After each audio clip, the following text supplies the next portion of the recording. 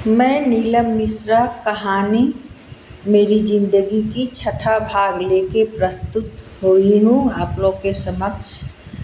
अगर मेरी कहानी अच्छी लगेगी तो आप लोग यूट्यूब पे कमेंट करके बताइएगा सबको। राधे राधे राधे राधे।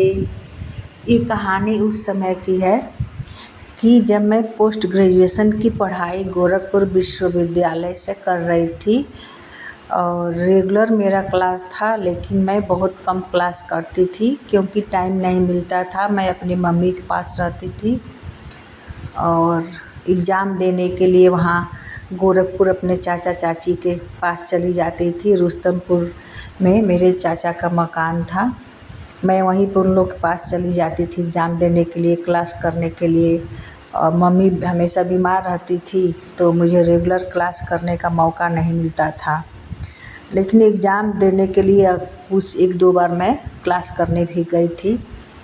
मेरे चाचा चाची बहुत अच्छे थे, बहुत ख्याल रखते थे मेरा।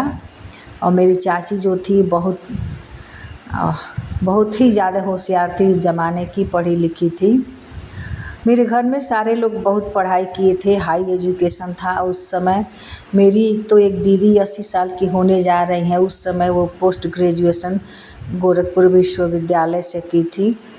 और एक मेरी दीदी जो हैं कि वो 60-62 साल की हो गई हैं, वो BHU से ग्रेजुएशन की हैं। मेरे घर में मेरी सारी बहनें पढ़ी लिखी हैं, बस एक ही दो लोग हैं जो कि ग्रेजुएशन नहीं कर पाए हैं। बाकी सारे लोग, फैमिली बहुत बड़ी है, सारे लोग पोस्ट ग्रेजुएशन किए हैं। तो मैं भी समाज शास्त्र से मेरा एडमिशन हुआ था। मैं समाज शास्त्र से इसलिए कि मुझे आंगनबाड़ी में सुपरवाइज़र बनना था, लेकिन मैं बन नहीं पाई, कुछ मजबूरी हो गई। तब तक मेरी शादी हो गई तो मेरी नौकरी नहीं लग पाई थी। तो मैं वही एग्ज़ाम देने के लिए वहाँ गई हुई थी गोरखपुर चाचा के यहाँ। और मेरी चाची पुरानी बातें बहुत करती थी जब शादी करके आई थी तो, और मुझे पुरानी बातें बहुत अच्छी लगती थी।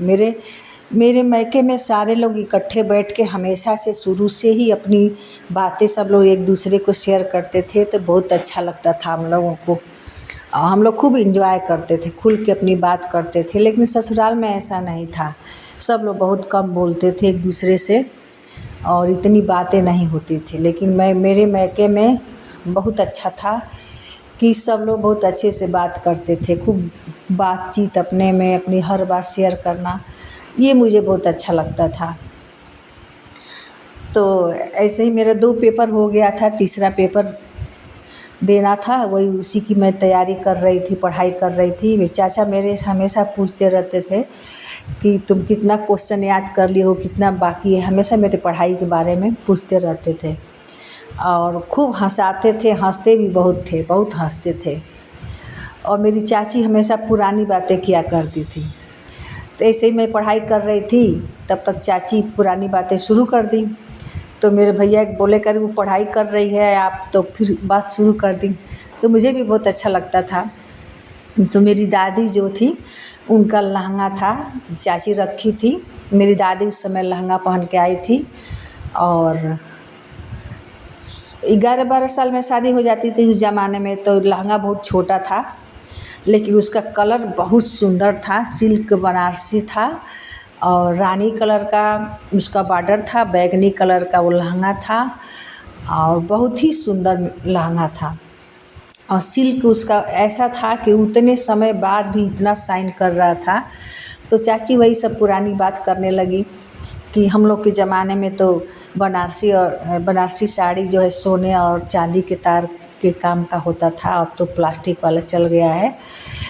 तो मुझे भी याद है कि मेरी मम्मी की एक साड़ी थी मटढक्का, उसका आँचल हम लोग जलाए थे तो उसमें सोने का तार खूब ज़्यादा निकला था। तो मेरी मम्मी लेके गई थी सुनार के हाथ, उसको गलवाई थी पूरा तार, तो खूब ज़्यादा चांदी पूरा इकट्ठा हुआ था, पूरा भारी सा चांदी मिला था। हम जान रहे हैं कि 10-12 भर जो होता है उतना चांदी निकला था। मेरी अम्मा चाची सबके पास बनारसी साड़ी थी जिसमें कि चांदी का काम हुआ था। अभी भी मेरे दीदी के पास है, क्योंकि अपनी मटढक्की की साड़ी मेरी दीदी को पहना के मेरी मम्मी विदाई किए थे। और मेरी चाची भी अपनी बेटी को, मेरी दीदी हैं, उनकी विदाई अपने मरढक्के की वाली साड़ी से की थी, उसमें भी चांदी का तार था।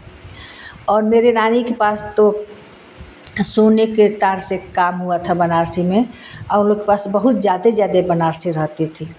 तो वही सब बात सब चाची शुरू की थी कि हम लोग शादी करके आए थे तो 25-25 साल तक तो हम लोग रसोई नहीं छुए थे।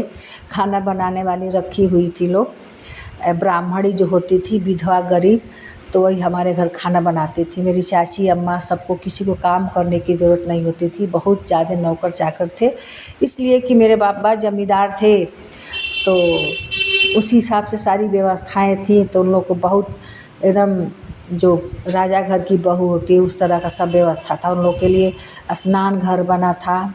सब नौकर दाई अपने मैके से लेके भी लोग आते थे, तो नहवाने के लिए, कपड़ा धोने के लिए, खाना देने के लिए सब लोग अपना अपना नौकर अपने मैके से लेके आते थे।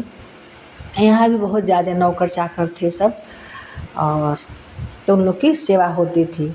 तो वही सब चाची हमेशा बात करती रहती थी बाबा के ज़माने की, बाबा की बात, दादी की बात, तो बहुत अच्छा लगता था हम लोग को।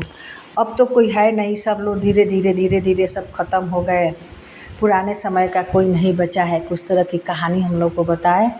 और अब वो सब व्यवस्थाएं नहीं हैं, बहुत ज़्यादा बदल गया है सब। लेकिन क्या किया जाएगा, आगे की कहानी मैं 7वें भाग में सुनाऊंगी आप लोगों को। राधे राधे, राधे राधे सभी लोगों को।